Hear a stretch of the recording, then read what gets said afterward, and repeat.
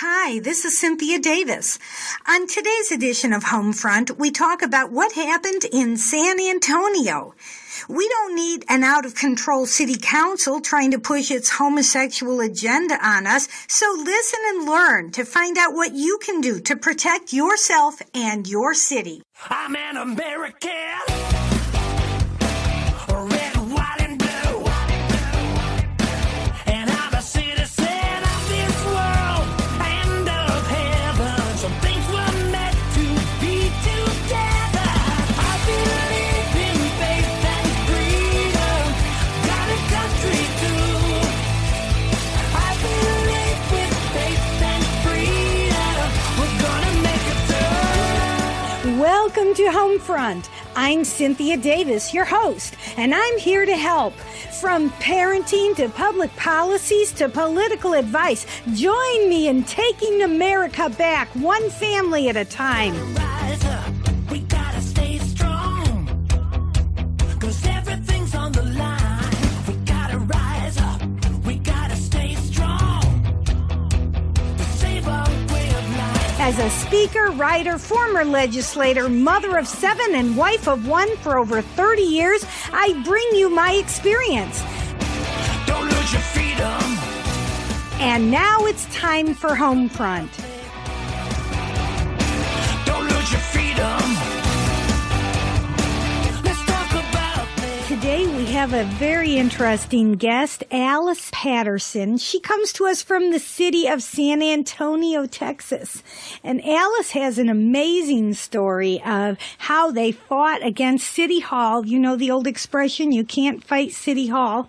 And they did. And they're still engaged in the battle, but it's getting interesting. This is a story you all have to hear about. Alice Patterson is the founder of Justice at the Gate. It's a San Antonio-based corporation focused on building the partnerships to mobilize Christians to pray effectively and vote righteously. So welcome to our show, Alice. It's great to be here, Cynthia. Thanks for inviting me.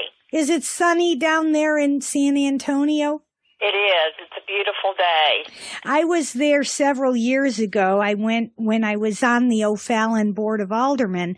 And so I was one of those city council people that you're now consumed with trying to make sense out of. Every year, there's a national organization called the National League of Cities, hosts a wonderful conference the first week of December. The elected officials from municipalities all over the country are invited to go and learn about how to better govern, how to make their city better, how to make their public policies fit with the agenda they want to promote. So I always enjoyed it. I learned a lot. In fact, they gave me an award for taking so many classes and pre-conference seminars, and I enjoyed it because it was for me an opportunity to understand municipalities, municipal government.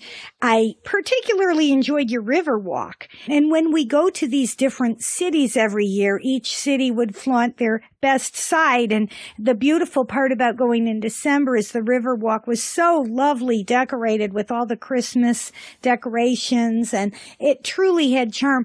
The next time I came to San Antonio was when my son graduated from the Air Force military boot camp. I don't know, it has a better name, and there were 900 students in his graduating class. And San Antonio plays host to Lackland Air Force Base. Anybody who's ever had a child in the Air Force is very familiar with the beauty of San Antonio. But here's why we're talking today. Your city council in San Antonio made some decisions recently. Tell us what happened and how it drew you into getting involved in it. Well, Cynthia, since you've been to San Antonio, you understand kind of the flavor of the city. This is a place where people come to have fun, to relax, to retire. It is a military city with 4 military bases and the Southern Command based here. But it is the 7th largest city in America, 1.2 million people, where everybody gets along. It is culturally Hispanic, 63%, then white, less than 6% black. It has the largest Martin Luther King march in America. So this is not a place where folks are usually fighting something. It's a place where they enjoy each other. Except for the Alamo, Alice. I have to remind you. Anybody? I know, but that was a long time ago. The Alamo is one of your gems, though, and it is. And it's historic. And this is a mission city. This city was founded to preach the gospel to natives. So it is. Although we've had some bad history about that as well. What I'm trying to say is this is not a place where you ever imagine that it would be ground zero for a battle for biblical values, but that's what it became.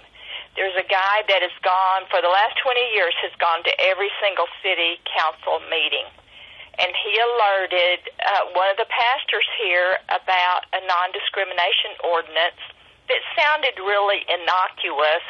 They were just going to do some kind of internal changing of the city codes. But what they did was they added sexual orientation and gender identity to every one of the discrimination codes in the city. And this was a radical change from anything that had ever happened here. Now, last year, they did pass a domestic partner proposal that sailed through the city council with only 2 negative votes out of 11.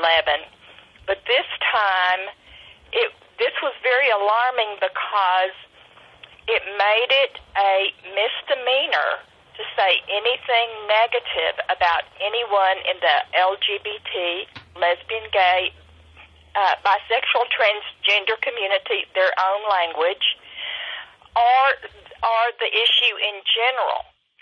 And so that's $500 a day, $15,000 a month, $90,000 for 6 months if you continue to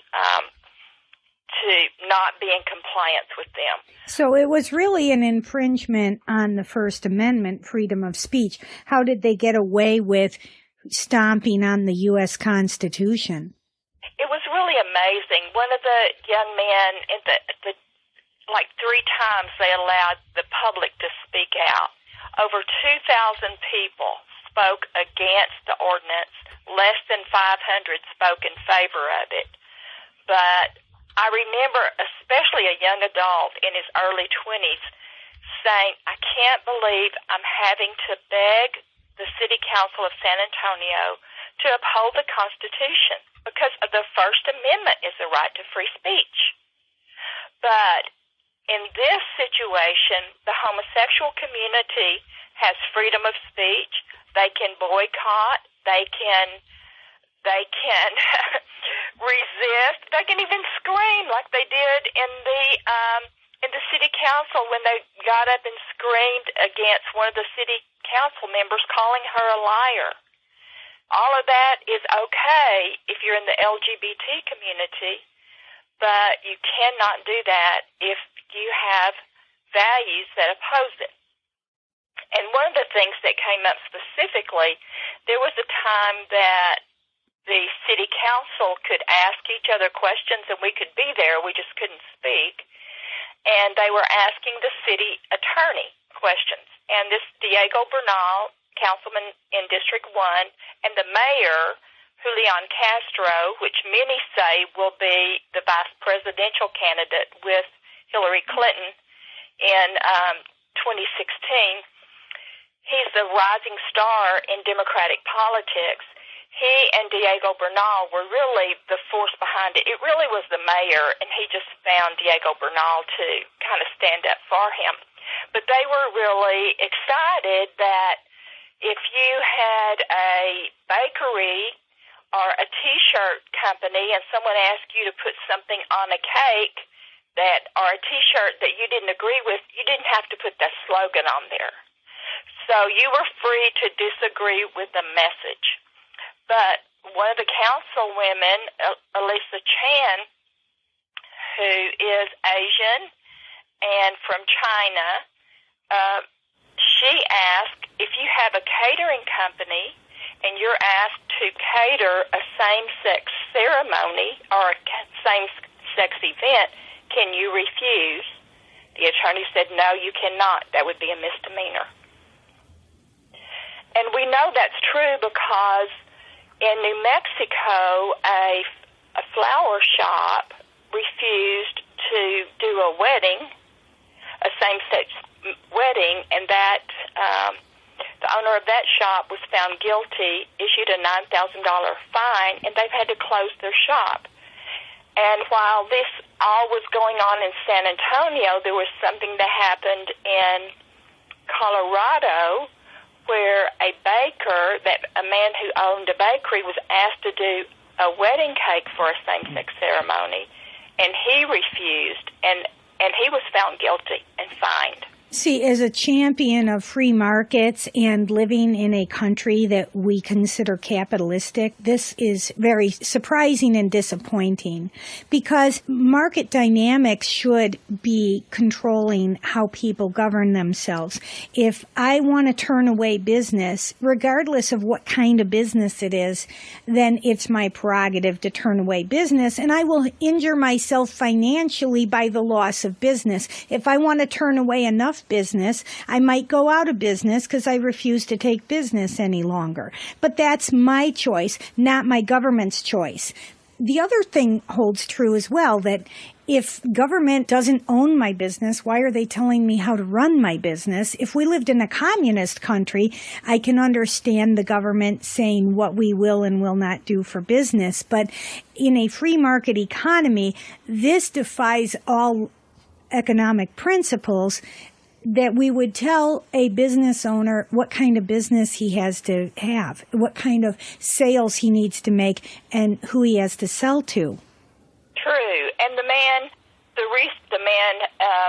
in Colorado who refused to make the wedding cake also explained that he did not make any Halloween cookies or muffins or anything like that.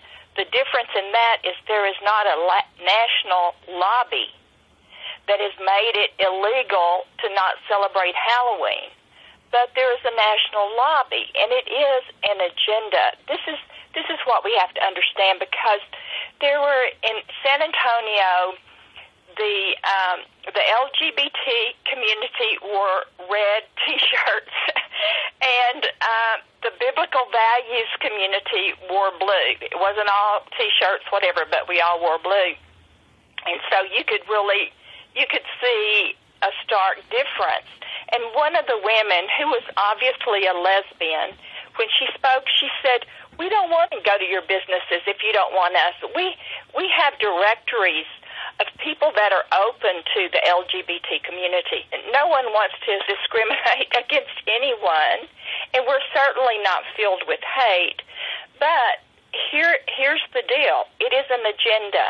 And once these proposals are enacted in cities, then the litigation begins. That Christian bakery owner in Colorado was specifically targeted. It wasn't that this same-sex couple couldn't find somebody to bake a wedding cake for them. It's that they want to punish someone. They don't want just equality. Now they want affirmation. And if we choose not to affirm their lifestyle, there is a price to pay. And now in San Antonio, it's illegal. And just to give our listeners one more parallel, in my community, if a business chooses to use non-union labor, the unions can and sometimes will picket outside their business. And they will walk around with signs that say, "Do not patronize this business because they used non-union labor." That is a risk that the business owner takes. That is a natural private sector consequence that is faced by a business choosing non-union labor. That's how private sector deals with these issues. Why couldn't the homosexuals simply do a protest outside this business, walk around carrying signs that say, don't shop at this bakery. Why wouldn't they want to do their own hard work themselves? Why are they asking government to do their dirty work for them? Well, they can do that, and it's perfectly legal for them to do. In San Antonio, it is not legal for someone who opposes same-sex marriage or whatever, the gay pride parade that the mayor rides in. You cannot hold a sign saying that you disapprove of that. It is a Class C misdemeanor.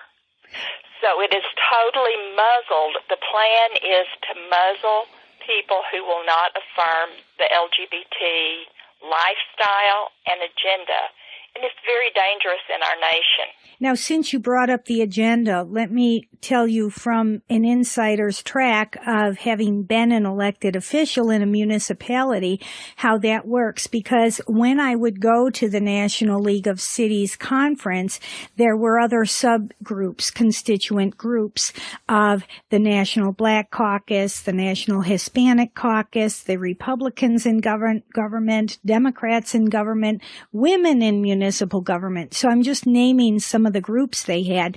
Well, one of the first conferences I went to with National League of Cities, they were forming a new constituency group, the gay, lesbian, bisexual, and transgender group, their caucus. Now, here's what's mysterious about it. Why can't they just lump it all under one word? Why do they make us have to say 4 words? I think it's because they want us to focus on the perversion and the different forms of perversion so that if you don't like one form, you might like something else, and therefore they have to be all encompassing. But certainly it gives us a mouthful, and now they've added Q on the end. So of all surprises, the room that they gave me at my hotel was right next door to a room where the homosexuals were having a party the first night. And I have to say, what I heard through the walls was horrible, but they put in their program book on the agenda that their purpose for meeting was to discuss how they can change public policies to be more favorable and meet each other and have fun.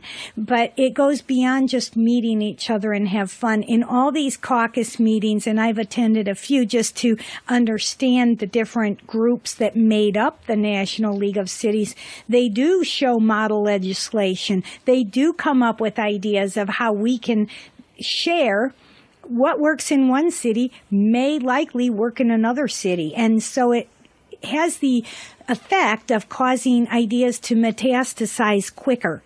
If we had a success over here, it's likely you'll have a quicker success over there if you follow our recipe.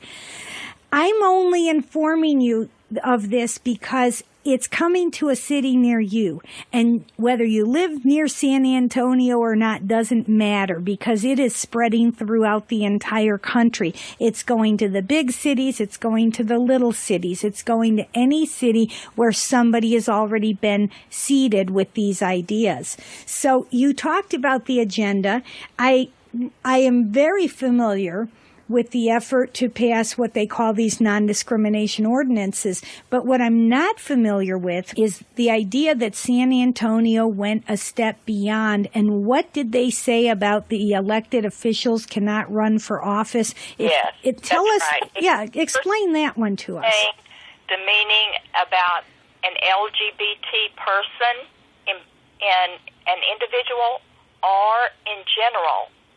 You may not run for city office or be appointed to a board or receive a city contract. What if an elected official, say one of the city council members, was opposed to this ordinance and spoke out against it? What does that mean for their opportunity to run for re-election? Does that mean they have to resign? I don't know the answer to that. I absolutely don't know the answer to it. Probably what it will do more than anything is it'll hinder board appointments and contracts with the city. Because now, as you know, a city council cannot let a contract for any reason. They don't have to have a non-discrimination ordinance to do that, but now they have even more teeth to disapprove of an organization that they don't like their values or a business that they don't like their values.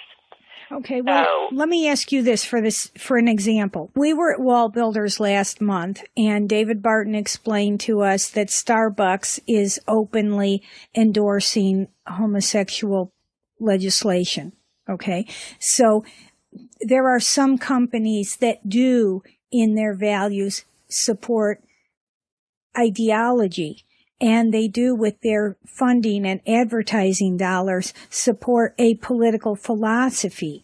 Now, you're saying that if an engineering firm supported traditional values, supported marriage, supported issues that are building up families instead of supporting homosexuality, then that might be a reason for your city council to not give an award to the engineering firm that may have had the best price? Correct. That is true. Another thing that I just thought of, and I don't really know how this will work, because what happens is, as you know, the ordinance is enacted and then it goes to the courts. So I'm thinking this is how it could work in the future. Someone who was adamant against this city council ordinance is running for office. And someone from the Human Rights Campaign, because that is the national organization for homosexuals, and they were actually on the ground since January of this year working for this ordinance. They were working with the mayor and Diego Bernal to get this passed. So it was a national focus, and San Antonio was chosen, I think, because of all the reasons I stated in the beginning, that it has it's a large city with a sleepy mentality. So what could happen is someone from the Human Rights Campaign could file suit and keep a person's name off the ballot because they had been vocal about this issue, because it is now in black and white. It's sealed with the legal approval of the city that you can discriminate against someone that they see discriminates against homosexuals. Hi, friends. Do you like what you're hearing? Then go to my website. It's cynthiadavis.net and sign up for my newsletter.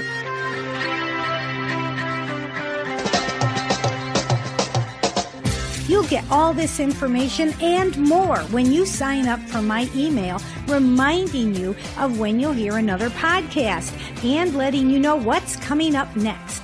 Besides, we always have a little bit of humor at the end, so go to cynthiadavis.net and stay in the loop.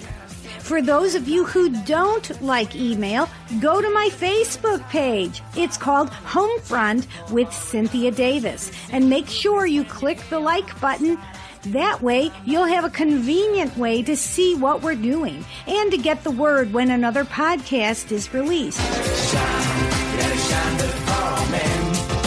That's Homefront with Cynthia Davis on Facebook. My website is cynthiadavis.net. That's where we keep all our good stuff. So if you want to get our newsletter and find more podcasts, go to cynthiadavis.net. Hey, let's stay in touch.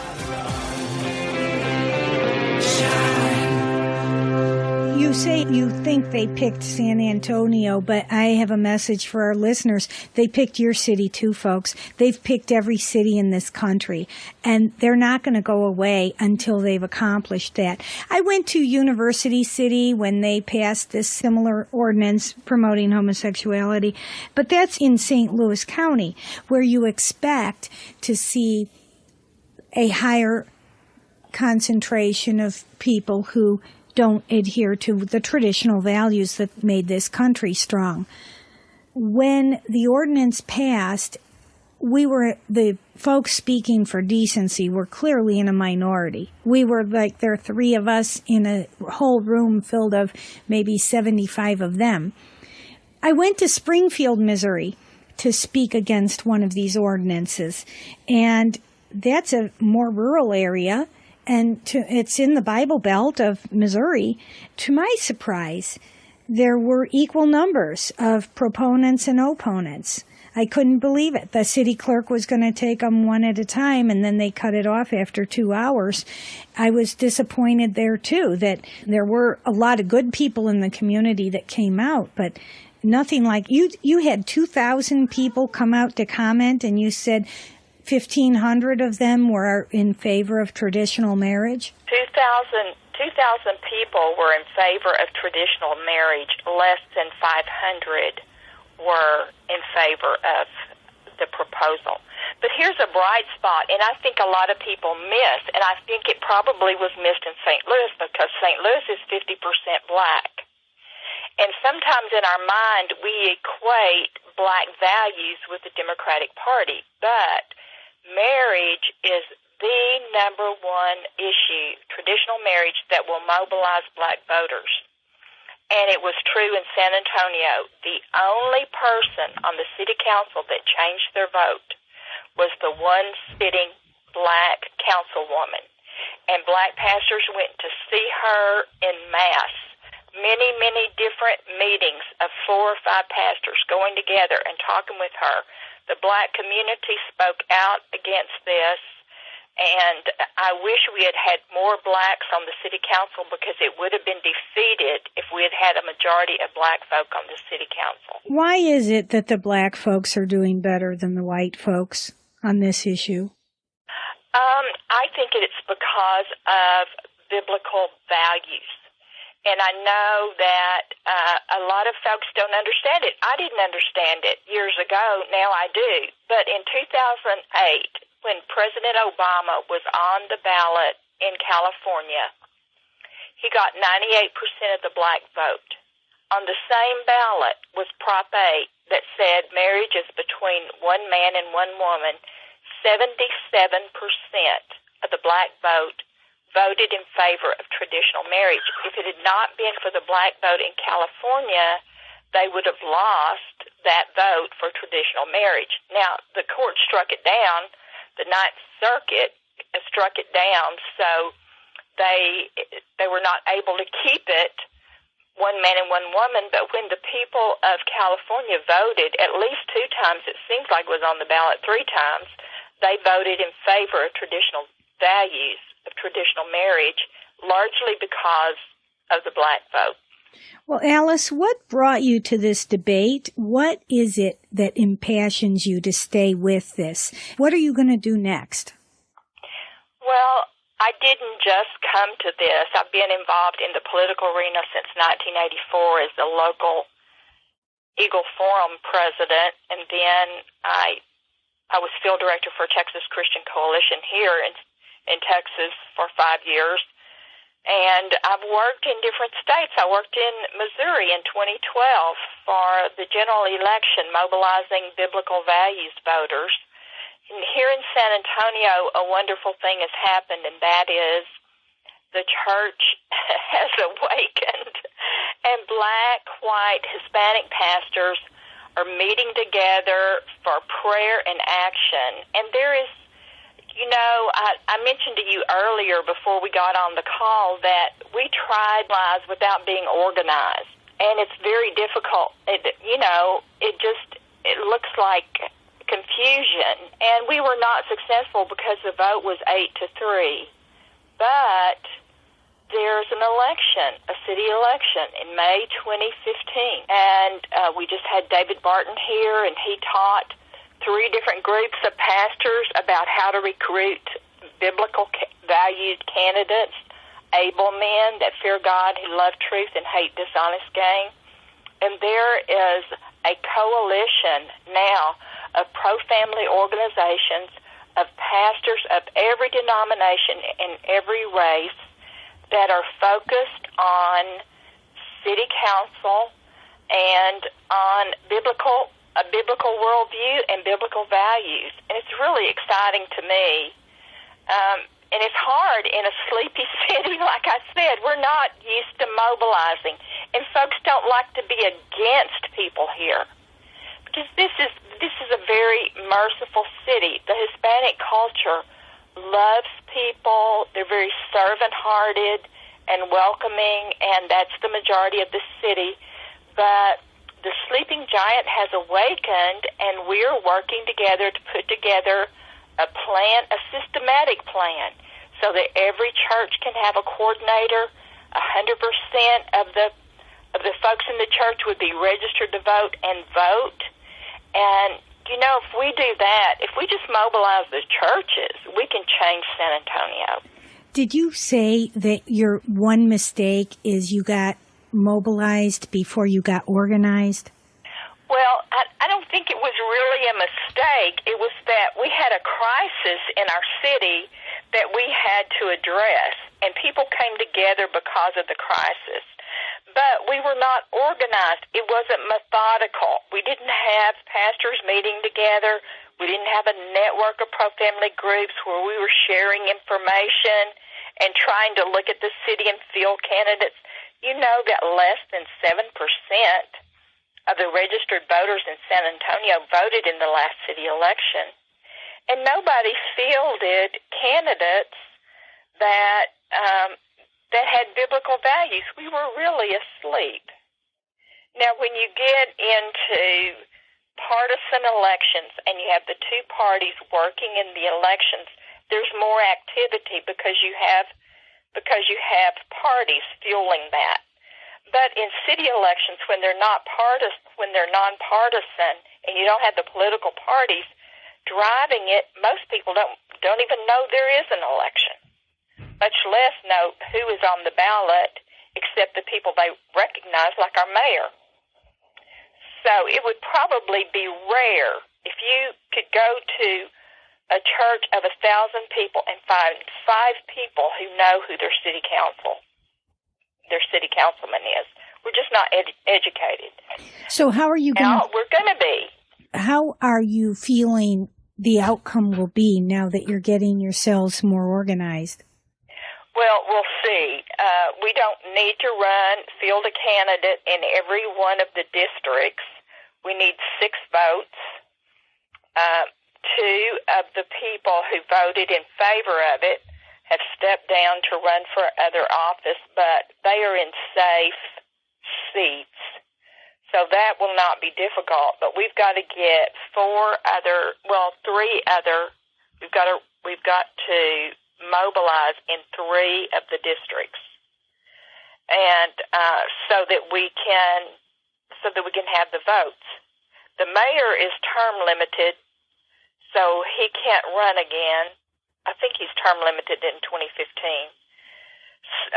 So I don't think he can run again. He can run one more term. I'm not really positive about that, but he only has 1 vote on the council.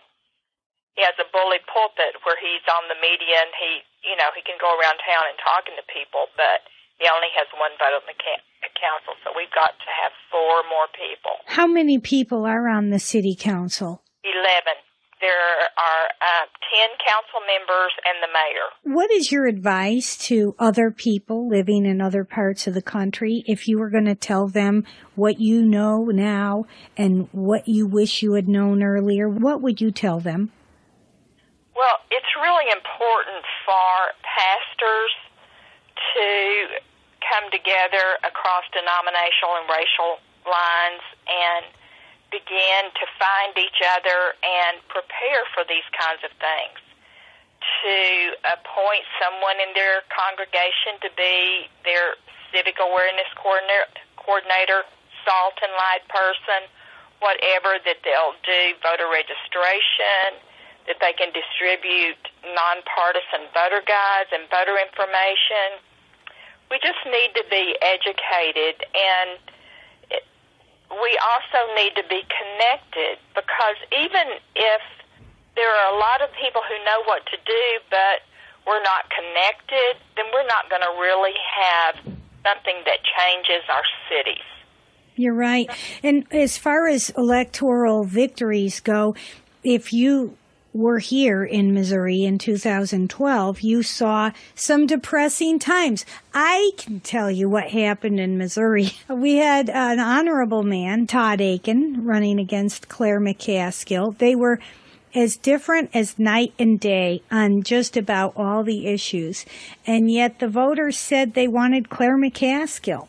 You know, what happened is the voters proved to us, once again, that they'd rather have somebody with a really nice haircut and fancy suits and somebody who speaks well than somebody who they considered to be a buffoon, who misspoke, somebody who wasn't bright enough to know what causes conception. I mean, I heard so much negative vitriolic talk against Todd Aiken, and what surprised me about it was I believed the voters were smarter than that. I believed that the voters would vote based on issues and morals. And instead, the voters voted on externals. How do you explain that? And sadly, Todd Aiken was actually in good company with a lot of other quality losers. Shane Scholler ran for Secretary of State. He got beaten, and he wasn't even going up against an incumbent. It was an open seat. We had a senator lose his Senate seat, and he was the incumbent. A very good guy. Well, I know exactly what happened because I was actually working in the Todd Aiken campaign. Tell us, and please. I know the numbers afterwards because I've been mobilized in Iowa to kick out the judges that voted that struck down the Defense of Marriage Act, etc. So what happened there, I thought that we didn't do our job to mobilize evangelicals, but there was a greater evangelical turnout in Missouri than any other time in the history of Missouri. What happened was that because when I saw those ads the last 2 weeks over and over and over with Mitt Romney saying, get out of the race, John McCain saying if he is elected to the Senate, he will not be welcomed here, and Roy Blunt telling him to get out of the race, I knew there was no way we were going to win that. And what happened was Romney won Missouri by 57%, and there was a greater evangelical turnout than ever before, but what we lost was moderate Republicans who were embarrassed by what Todd said, and they're embarrassed by the pro-life issue. And so we lost moderate Republicans, and we lost some of the independents who didn't have biblical values. It was really heartbreaking because Todd is a very honorable man. His family are some of the finest people I've ever met, and absolutely the finest elected official I've ever worked for, and I've worked for a lot of them. And but it was really sad. You know, he said 6 seconds of whatever for his comment that went over and over and over. And maybe if someone could have got him in at the beginning and coached him on what to say, it would have helped. But when the Republicans turned against Republicans, which is what happened with Romney, McCain, and Blunt, there was no way for him to win. I think we're going to see more Republicans turning against Republicans because I'm watching fundraising.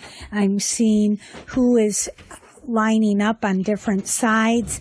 I'm confused by how Republicans would want to turn on each other, but I can explain my best way of understanding it is they would rather lose the election to a Democrat than to have somebody more conservative in that seat. Well, that's true in some places. I think this was an anomaly because of the comment that Todd made. And if he could have rewound the tape, he certainly would have. But there is always division in the primaries. But what has happened in the past is that Republicans come together in the general election. But this was not true of this race. RNC was against him. You know, other national Republicans were against him.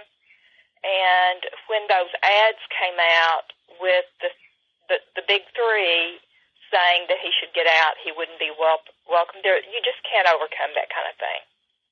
Well, I'll tell you what my perception, I didn't have any trouble understanding what Todd was saying when he said it, but he answered the wrong question. He was asked, how big of a problem is rape? And he said, not that big of a problem because it doesn't result in pregnancy very often. That was the wrong thing for him to say. You're right. He needed to answer, do you think people should be aborted because of the circumstances surrounding their conception? Yes or no? When he answered the question, how big of a problem is rape, he confused people, muddied the water, and gave his opponent an opportunity to pummel him, which is exactly what happened. Yet, had it not been that quote, you would have heard other quotes, because people who are bent on trying to attack each other, and I believe that the John McCains of the world and the Roy Blunts of the world didn't want Todd there. And John Ashcroft even was part of writing a letter. And Jim Talent, another former senator, all wrote a letter to Todd that was published asking him to get out of the race. So you're right, the Republicans turned on him, but I think they turned on him not for the Charles Jaco interview, but they turned on him because of his values. They are like, please don't send us another right-wing nut. Well, we'll be okay. We have to understand, though, what happened so that we can move forward and be smarter in the future. I don't know if the heart of America wants to have people who are moral and decent. I don't think we are there in our values. I think people are too busy looking for the American Idol and wanting the most popular person. And we do like jumping on bandwagons. And as long as we value the bandwagon higher than we value how a candidate stacks up with the 10 Commandments, we're going to lose races every day. We're going to lose more races, and we're going to get more people who are morally reprehensible. I mean, there have been so many stories coming out of Washington, D.C. of scandals, and even in Jefferson City, when I spent 8 years in the Missouri State Legislature, there were people who were acting in a morally debased manner. And they should not have done that. And yet their district said, yes, that's the person I want to represent me. So there's something foundationally flawed at the beginning when people say that's irrelevant. My understanding began when Bill Clinton was in the White House doing things with his intern, Monica Lewinsky, and he convinced America that what you do in the Oval Office really isn't a factor as long as your public policy is in line with what the people want. And that kind of attitude has caused more damage to the moral fiber of our country than anything else. I want to talk about your website. If people want to learn more, they can go to sahumanrightscoalition.com, and SA stands for San Antonio humanrightscoalition.com. So I encourage all of our listeners to go learn from your lesson. Why should we all get skinned knees and elbows when you've taken some of the brunt of it for us and we can learn? Tell us what's going to happen in the next chapter of the fight. You're not going away, are you? No, we're not going away. In fact, on December 30th, we're having an all-day prayer and planning meeting with key leaders so that we can decide what to do. We have connected with Pastor Mark Gonzalez with the Hispanic Action Network, and your listeners could go there too, HispanicActionNetwork.com. He's got excellent DVD in English and in Spanish about how a pastor can appoint someone in his church, and 100% voter registration, 100% turnout. So we just got to begin to organize now so that we can mobilize not people to go to city council and speak out against something to people who don't have a biblical worldview, but to elect folks who do have a biblical worldview. You know, when I hear stuff like this, it makes me wish I could move down to San Antonio and run for your city council. But the people in Missouri would miss me. So That's right. we can't run for everything. We have to pick our battles. We have to pick who's going to run. We have to be intelligent, and we have to support the good guys. I have never been more disappointed than when it was my turn to run for Senate, and a lot of the Christian folks preferred a morally decadent incumbent senator over me. And I was befuddled by how that could possibly happen. And yet I believe that God will let the Christians bear the brunt of their bad decisions. They thought, well, if the incumbent should win, and chances are likely the incumbent will win because he had $350,000. But when people make those decisions, which horse they're going to jump on, David Barton was the one who told me, you better vote for whoever best stacks up with the 10 Commandments. That's the only way you'll ever get good government. I agree. Well, thank you, Alice. Is there one last parting word you want to say to our listeners today? You know, we've got to wake up and show up and engage. I think that's the most important thing. We just need to engage because it doesn't take a lot of people to change our nation, but we've got to have people that have a biblical moral worldview making our decisions. And when we do, then we don't have to worry about lobbying because they're going to do the right thing. Well, that's a great message. Thank you, Alice, for being on our show today. We certainly do appreciate you. Thank you for giving us a few minutes out of your day. Thanks. God bless. God bless you, too. This has been another edition of Homefront on Missouri Grassroots Radio. I'm Cynthia Davis and hope you enjoyed our program. Please join us next week when we offer another infusion of truth, honesty, and solutions that will grow people bigger and shrink government smaller. Thank you for joining us. See you next week.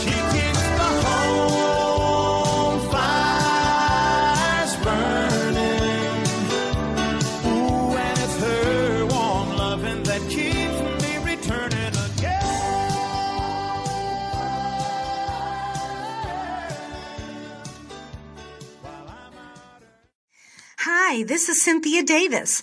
On today's edition of Homefront, we talk about what happened in San Antonio. We don't need an out-of-control city council trying to push its homosexual agenda on us, so listen and learn to find out what you can do to protect yourself and your city. I'm an American. Red, white, and blue. And I'm a citizen of this world and of heaven. Some things were meant to be together. I believe in faith and freedom. Got a country too. I believe with faith and freedom. We're gonna make it through. Welcome to Homefront. I'm Cynthia Davis, your host, and I'm here to help.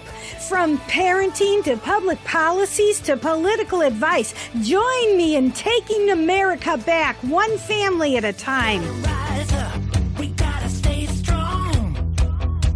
'Cause everything's on the line. We gotta rise up, we gotta stay strong.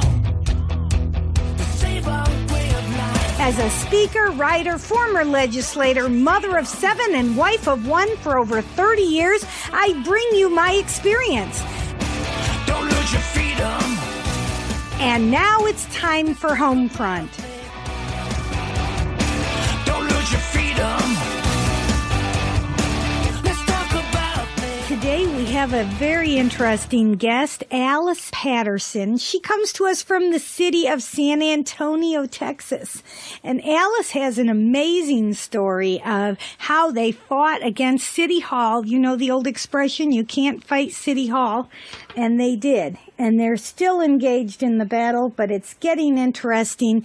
This is a story you all have to hear about. Alice Patterson is the founder of Justice at the Gate. It's a San Antonio-based corporation focused on building the partnerships to mobilize Christians to pray effectively and vote righteously. So welcome to our show, Alice. It's great to be here, Cynthia. Thanks for inviting me. Is it sunny down there in San Antonio? It is. It's a beautiful day. I was there several years ago. I went when I was on the O'Fallon Board of Aldermen. And so I was one of those city council people that you're now consumed with trying to make sense out of. Every year, there's a national organization called the National League of Cities hosts a wonderful conference the first week of December. The elected officials from municipalities all over the country are invited to go and learn about how to better govern, how to make their city better, how to make their public policies fit with